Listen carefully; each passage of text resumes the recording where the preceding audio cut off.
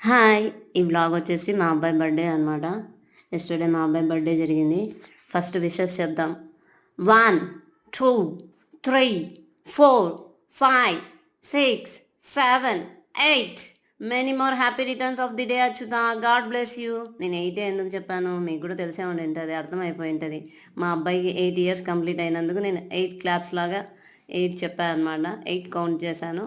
అక్కడ కూడా 8 చెప్పిస్తే పిల్లలతోటి వాళ్ళు 8 కాస్త 32 చేసేసినారు. ఆ కౌంట్‌ని కాస్త అందరూ కలిసి చెప్పండ్రా అంటే పిల్లల్ని అలా చేసేసారనమాట. మా అబ్బాయి ఈసారి 40 మెంబర్స్ దాకా అయ్యారు. బర్త్‌డే లిస్ట్ ప్రిపేర్ చేస్తే వాళ్ళ ఫ్రెండ్స్ కాస్త వాడే వెళ్ళి పిలుచుకుంటా అనేసి ఎక్సైట్‌మెంట్‌తో తనే పిలుచుకొని ఉన్నాడు ఈసారి. కానీ 40లో హాఫే వచ్చారనుకోండి. అది పక్కన వాళ్ళ స్కూల్లో కూడా స్వీట్స్ వాళ్ళ టీచర్స్‌కి స్వీట్స్, వాళ్ళ ఫ్రెండ్స్‌కి అక్కడ చాక్లెట్స్ ఇచ్చేసొచ్చి ఈవినింగ్ బర్త్‌డే సెలబ్రేషన్స్‌తో ఒక రేంజ్‌లో ఎక్సైట్‌మెంట్‌తో మా అబ్బాయి ఈసారి ఫుల్ ఎంజాయ్ చేశాడు.